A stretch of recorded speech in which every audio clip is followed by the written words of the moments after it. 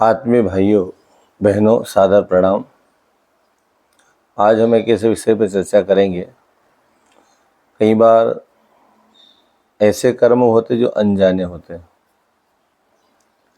तो एक प्रसंग ऐसा भी आया यमराज की सभा में कि एक अनजाने कर्म का फल किसको दिया जाए। अनजाना कर्म, एक बार एक राजा ने अपने राज्य में बहुत सारे ब्राह्मणों का भोजन रखा, भोजन का आयोजन किया। अब योग संयोग से उस भोजन का जब आयोजन किया गया तो हुआ ये कि जब भोजन बन रहा था, खुले में बन रहा था, तो सामूहिक भोजन था सबके लिए। तो जब भोजन बन रहा था उस समय एक बाज पक्षी अपने पंजों में एक सांप को दबाकर वहां से गुजरा, ऊपर से उड़कर।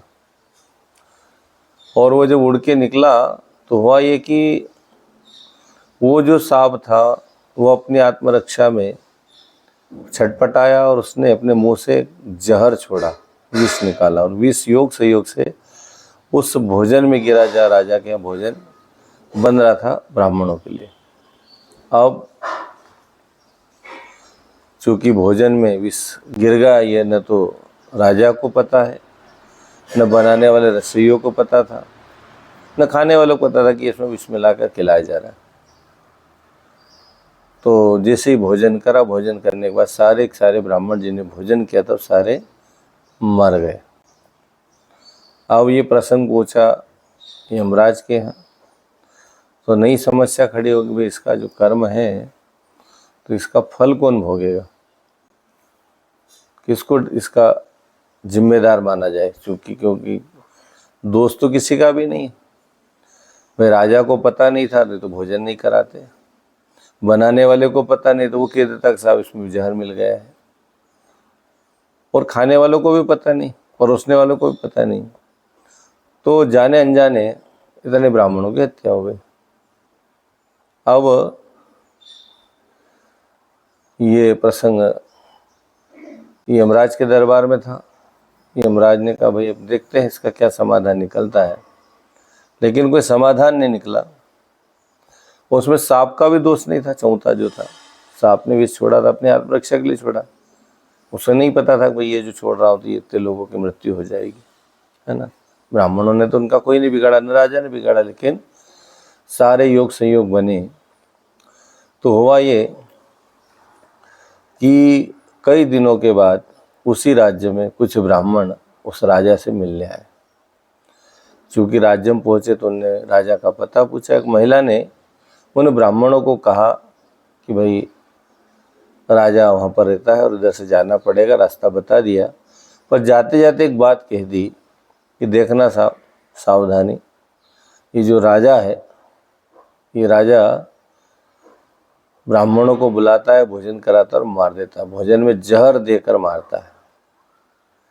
और ये बात जैसे उसने बोली, तत्काल यमराज ने कहा भैया इस कर्म का जो पुण्य फल, पुण्य क्या कहें, प्रारब्ध जो बनेगा, पाप बनेगा, वो इस महिला के खाते में जोड़ दिया जाए।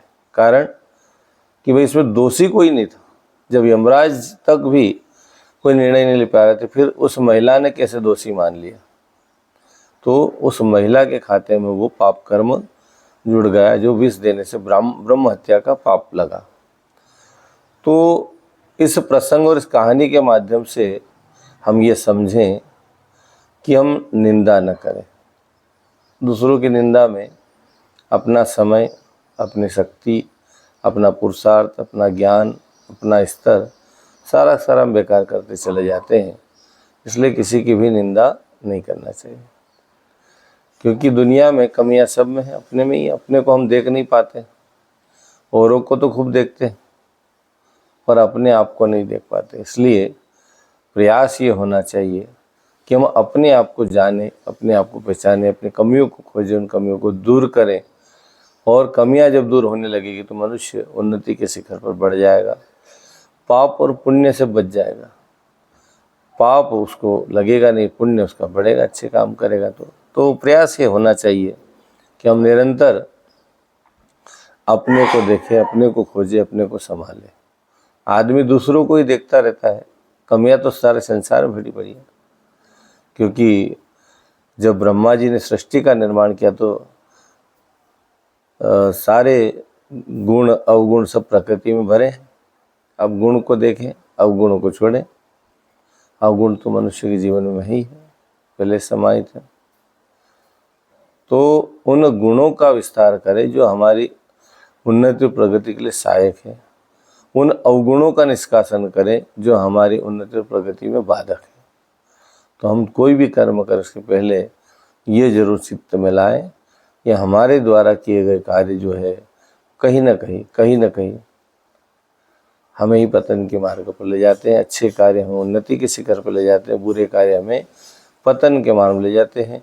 और इतने बड़े विवाह में, इतने बड़े भोज में न तो राजा से कमी हुई, गलती हुई, न उस भोजन बनाने वाले से गलती हुई, न भोजन परोसने वालों से गलती हुई, न उस सांप की गलती, न बाज की गलती। क्योंकि एक टाइमिंग, एक योग ऐसा बैठा, उसी समय जाकर उनने वो विष छोड़ा और वो ब्राह्मणों की हत्या का कारण ब्रह्म हत्या का पाप उस व्यक्ति को लगा।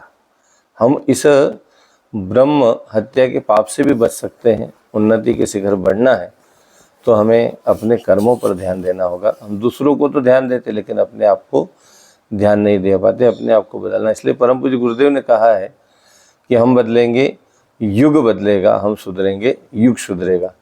तो हम दुनिया को तो नहीं बदल सकते लेकिन इस युग को बदलने में महती भूमिका निभा सकते हैं। हम प्रयास करें कि अपनी कमियों को दूर करें और अपने आप को उन्नति के शिखर पर आगे बढ़ाएं। ओम शांति।